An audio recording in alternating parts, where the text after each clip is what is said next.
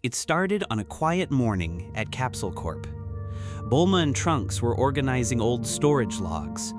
They were cleaning out a lower level of the underground lab, one that hadn't been opened in decades, not since Dr. Brief passed away. Most of what they found was junk: broken machines, outdated capsules, and faded blueprints from the early days of Capsule Corp. But one capsule didn't match anything else.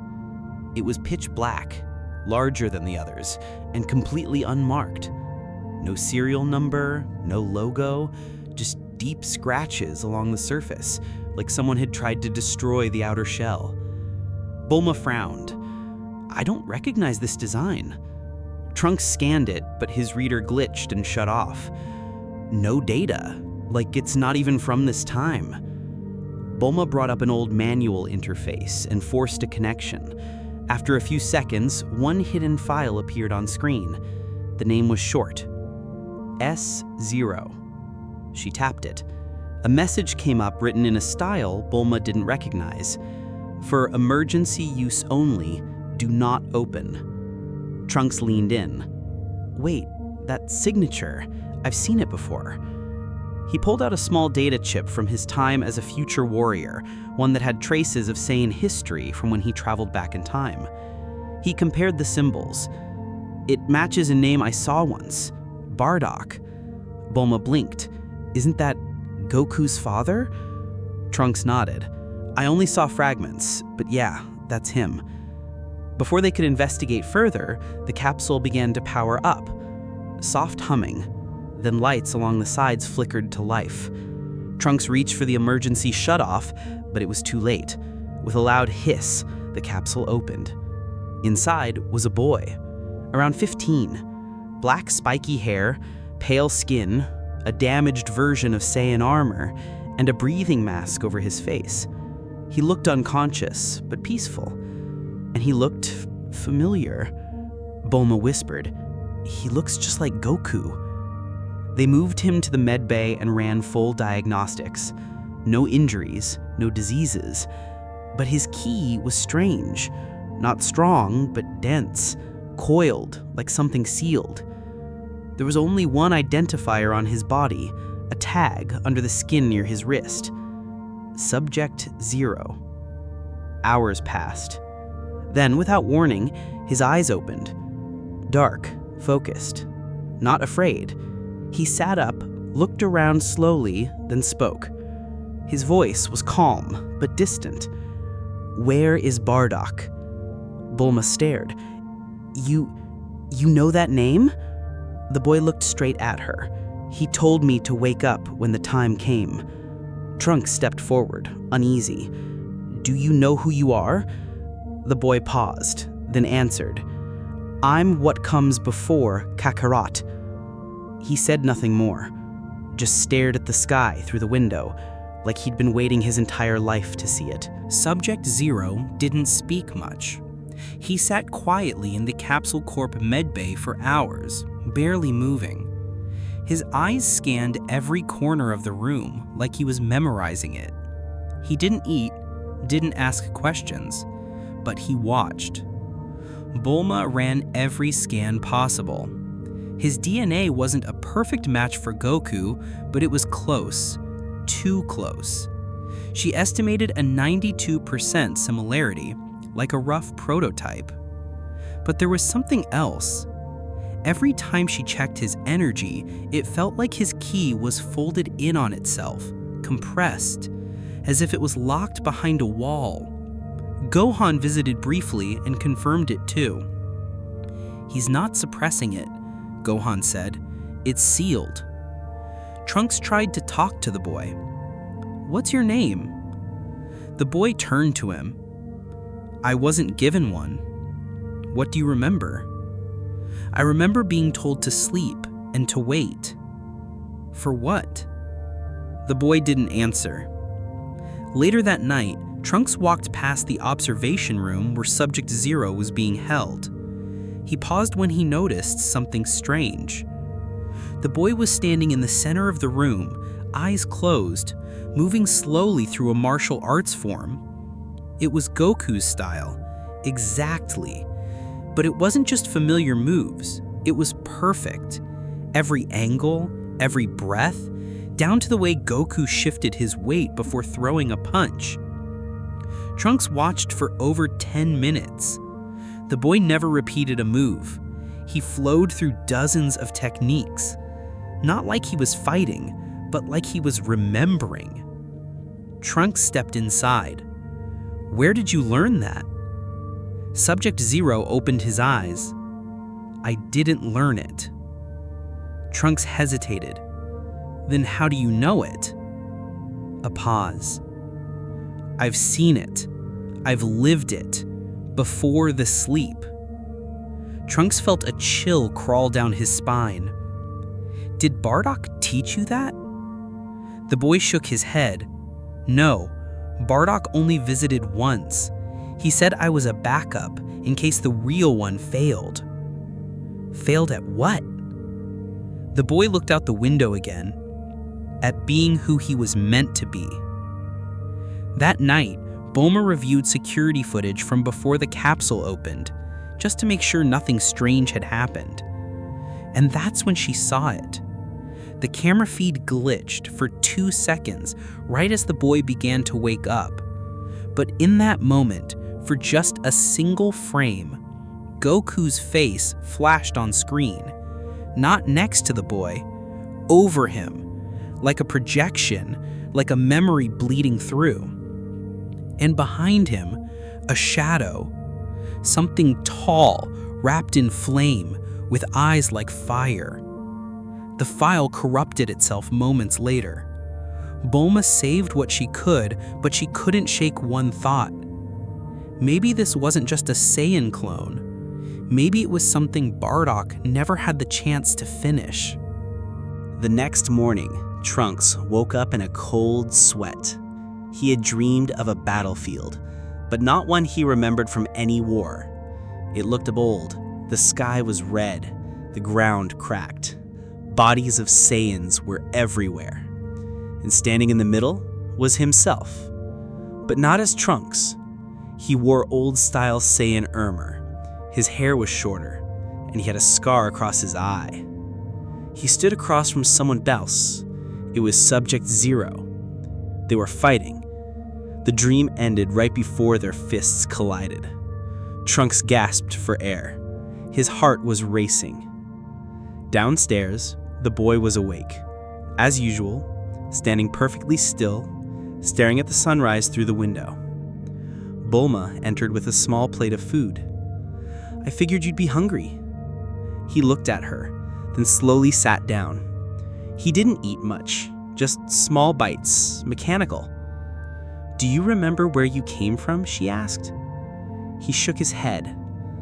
"I remember fragments, cold, darkness, training modules, and a voice." "A voice?" He said, "A man I never saw, but he said the same thing every day. You were made to complete the legacy." Bulma raised an eyebrow. "Legacy of who?" The boy looked straight at her. "Kakarot." Later that day, Trunks checked the security logs again, and he noticed something odd. Every night around 3:14 a.m., the cameras outside Subject Zero's room would blink for exactly 3 seconds. Nothing else in the building lost power, only that hallway. He set an alarm to investigate. That night, when the cameras cut out, Trunks stepped quietly into the hallway. The boy's door was closed, but there was light coming from underneath it. He opened it slowly. The room was glowing with faint blue energy. The boy was floating cross-legged in the air, eyes closed. His aura wasn't flaring, it was rippling, like water in reverse. And in the center of the room was a projection, not from any machine. It was a memory, projected like a hologram, scenes of Bardock holding a newborn child, a desert world, a Saiyan pod, and then Goku as a child falling from the sky toward Earth. Trunks whispered. "How are you seeing that?" The boy didn't answer. He opened his eyes slowly. And when he did, for just a moment, his pupils weren't round. They were glowing white, almost like they were scanning. "You are not supposed to be here," he said calmly. Trunks backed up. "What are you?" The boy stood, aura fading. "I'm what's left of Bardock's last hope." Before Trunks could reply, the lights returned to normal. The energy vanished. The projections disappeared like smoke. The next morning, Bulma tried to run another scan, but her computer wouldn't even detect the boy in the room. His body was there, but no energy signature, no heat, no data. He was like a ghost. That's when she made a decision. She called Goku and told him to come alone. The sky above Capsule Corp was calm when Goku arrived. He didn't teleport in. He flew the entire way, slowly, thinking. Bulma met him at the entrance. Her face was serious. "He's in the lower lab. He hasn't caused any harm, but something's not right with him." Goku nodded. "Trunks told me a little, said he looks like me." Bulma hesitated. "It's more than that. He moves like you, talks like you, but he's empty." They walked together through the facility, past layers of steel doors and reinforced walls. Goku could feel the key the moment they reached the lab floor. It was strange, not powerful, not threatening, but heavy, like standing next to a lake that went down forever. Inside the room, Subject Zero was sitting on the edge of the bed, calm as always. When Goku entered, the boy stood up. Their eyes met, and for a full minute, no one spoke. Goku's heart sunk a little. The resemblance was stronger than he expected, not just in appearance, the posture, the breath control, even the way the boy tilted his head. "Hey," Goku said softly, "do you know who I am?" The boy nodded. "You're the final version." Goku blinked. "Final version?" Subject Zero stepped closer. "I was made first, but I wasn't ready, so Bardock made another plan." "You mean me?" The boy nodded again. "I wasn't meant to wake up unless something went wrong." Goku looked confused. "Went wrong with what?" "With you." Subject Zero raised his hand. A soft pulse of energy filled the room. Not enough to harm, but it made the walls tremble slightly. "I was designed to carry the weight you couldn't." Goku narrowed his eyes. "Weight of what?" "The Saiyan legacy." Goku stepped forward. "I don't care about legacy. I protect this world because I choose to, not because someone told me to." The boy didn't flinch. "I know. That's why I was created." Goku felt something shift in the air. For the first time in years, he felt watched. Not by the boy, by something else. "Where did you come from?" he asked. "I was kept in a facility beneath Planet Vegeta, hidden before the war. When the planet was destroyed, my capsule was launched to space. It landed here." "Why didn't anyone find you until now?" The boy looked at the floor. "Because I wasn't supposed to exist." Goku stared at him, and in that silence, he felt it. Not fear, not danger, but a strange feeling in his chest. Something rare. Recognition. It wasn't like looking into a mirror. It was like looking into a forgotten memory, one that didn't belong to him. "You have my face," Goku said quietly. Subject Zero nodded. But I'm not you. It had been 4 days since Subject Zero woke up. In all that time, he never asked to leave. He simply waited, observed, as if he were measuring the world around him. But that changed on the 5th morning. He stood in front of Bulma's office, quiet and still. "I want to go outside," he said. Bulma hesitated. Why? He looked up at the sky through the window. "Because I remember the sun, but I've never felt it." She didn't know how to answer. After a short conversation with Goku and Trunks, they agreed to let him walk through the garden inside the Capsule Corp courtyard. It was open, but surrounded by high walls and protected by a barrier. They thought it would be safe. It wasn't. The moment Subject Zero stepped onto the grass, the wind shifted. All across West City, people felt something strange, a pressure, a sensation in the back of the mind, like a memory trying to surface.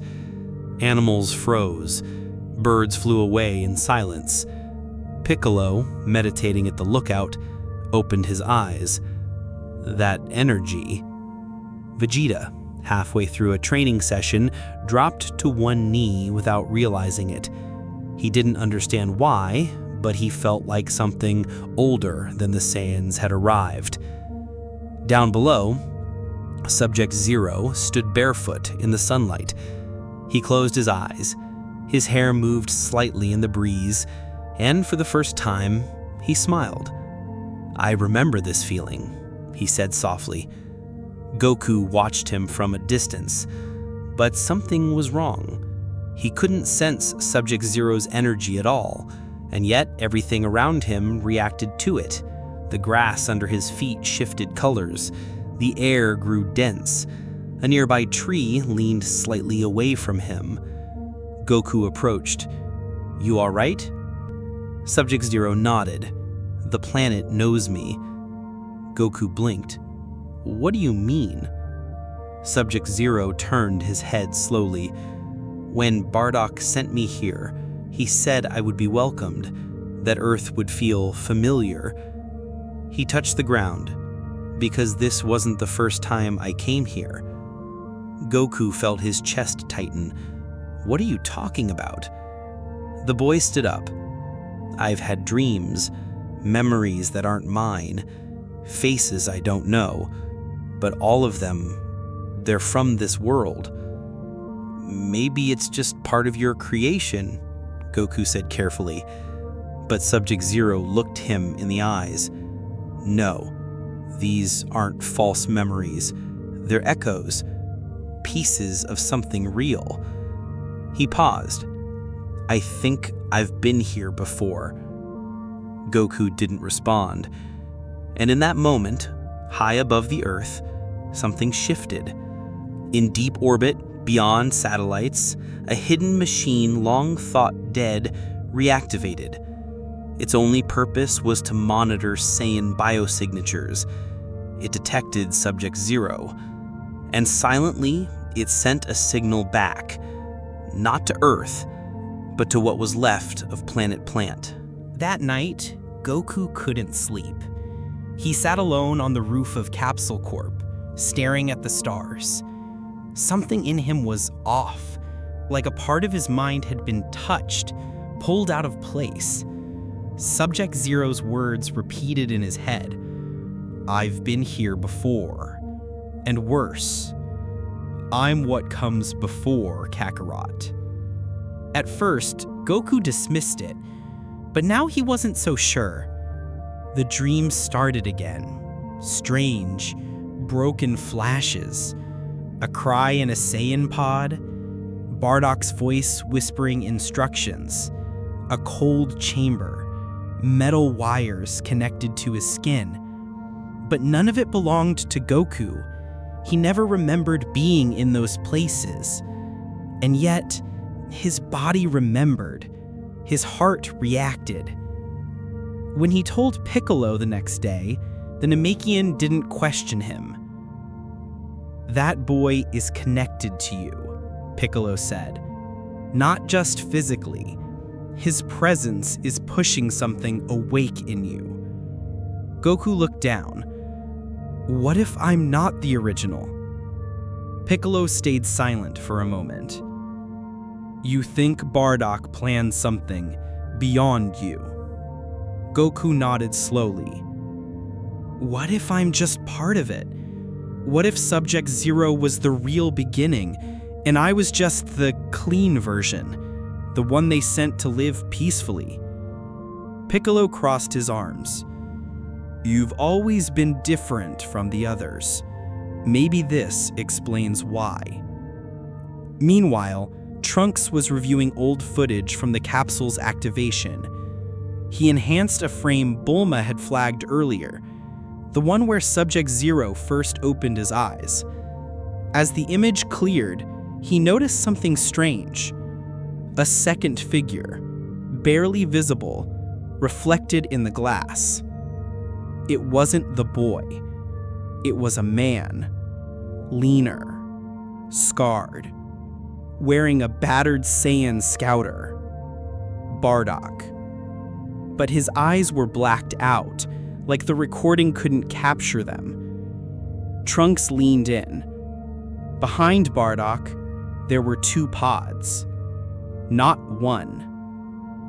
Back in the lab, Bulma confronted Subject Zero. You've been hiding something. He didn't deny it. I don't know everything, but I know Bardock didn't create just me. He created a path, a timeline where Saiyans could evolve beyond war. But why lie? Why send Goku here like nothing happened? Because he wasn't ready. He was the one with potential. I was just the prototype. Bulma stepped closer. Then why are you waking up now? Subject Zero looked through the glass wall toward the horizon. Because something's coming. He paused. And I think I brought it with me. Goku stood in the desert, far from the city.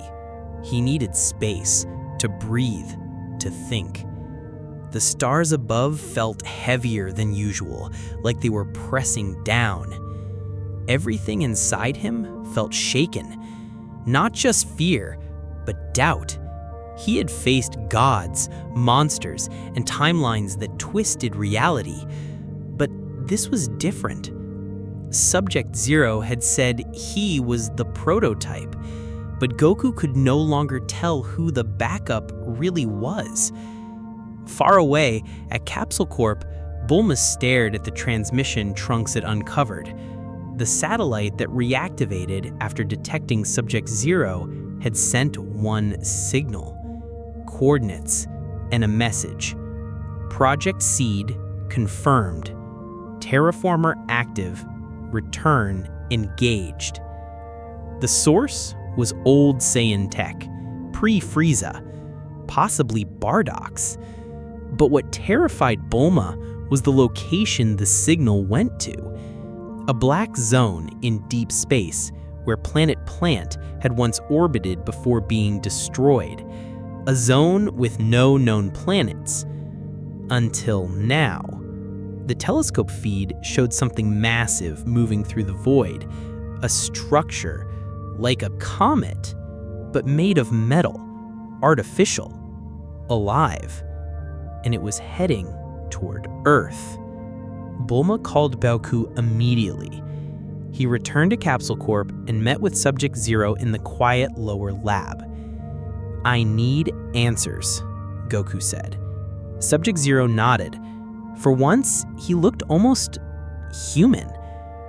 I was created with more than Bardock's DNA. I carry data, history, a map of Saiyan evolution. What kind of evolution? Subject Zero looked him in the eyes. One that didn't rely on rage, one that wasn't born to destroy. Goku felt something stir. What was I meant to be? You were meant to choose between the Saiyan you were and the Saiyan Bardock hoped for. Subject Zero stepped closer to the window. That comet is the final phase. It carries what's left of the terraformer. Bardock launched it before Planet Vegeta was destroyed. If I survived, it would activate. Goku's voice tightened. And what does it do? Subject Zero answered without hesitation.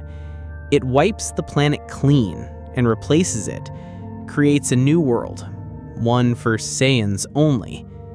Bulma gasped. But Bardock changed. He had visions. He saw Frieza. He knew something bigger was coming. Why would he still launch this? Subject Zero turned slowly. Because part of him never let go. Part of him still believed Saiyans needed a world, a kingdom, a legacy. He paused. And I am the signal that woke it up. The room went silent. In the distance, the sky cracked with lightning, despite no storm. The terraformer was close now, too close, and Earth had one choice left. Let Goku fight it, or let Subject Zero become what he was designed to be. The terraformer entered Earth's orbit at midnight. It didn't descend with fire or speed. It hovered, silent, cold, deliberate. A shell of dark metal covered its surface, spinning slowly like a planet-sized machine. From its core came a low hum, barely audible, but every living thing on Earth felt it. It was the sound of replacement. Goku, Piccolo, Trunks, and Subject Zero stood outside Capsule Corp, staring at the sky. "There's no time," Bulma said through the comms. "Whatever this machine is, it's already syncing with Earth's magnetic field." Subject Zero stepped forward. "I can stop it." Goku grabbed his arm. "You said it would respond to you. That doesn't mean it'll obey you." Subject Zero's eyes narrowed. "It doesn't have to obey. It just has to recognize what I am." Trunks looked between them. "We go with him." Subject Zero shook his head. "If I fail, this planet can't afford backup Saiyans. Only one of us should go." Goku stared at him, then made his choice. "I'm going with you." They flew in silence. As they approached the terraformer, Goku saw the details up close. Thousands of rotating rings, energy cores breathing like lungs, and inside, faces. Memories. Saiyan faces. Stored in data clusters. Not just information, but consciousness. Bardock was one of them. Subject Zero placed his hand on the surface. The machine reacted. A tunnel opened, not physical, but mental. They were pulled inside. In that moment, Goku found himself standing on a different world. It looked like Planet Vegeta, but the sky was darker, and everything felt paused.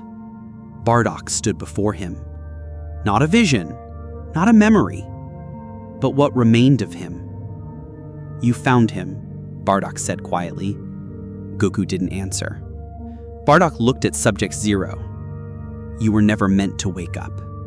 Subject Zero replied, calm. "Then why leave the signal?" Bardock stepped forward. "Because I was a coward. I wanted to believe in peace, but I also wanted insurance. You were that." He turned to Goku. "And you were the dream." Goku clenched his fists. "Then why make him at all?" "Because I wasn't sure you'd survive or become what I saw." Bardock's image flickered. "If you want this machine to shut down, you have to destroy its heart." Goku nodded. "Where is it?" Bardock pointed to Subject Zero. "It's him." Silence. Goku's eyes widened. "What?" Subject Zero stepped back, breathing heavy. "I didn't know." Bardock's voice echoed. "I made him the key. If he dies, the terraformer shuts down. If he lives, it activates."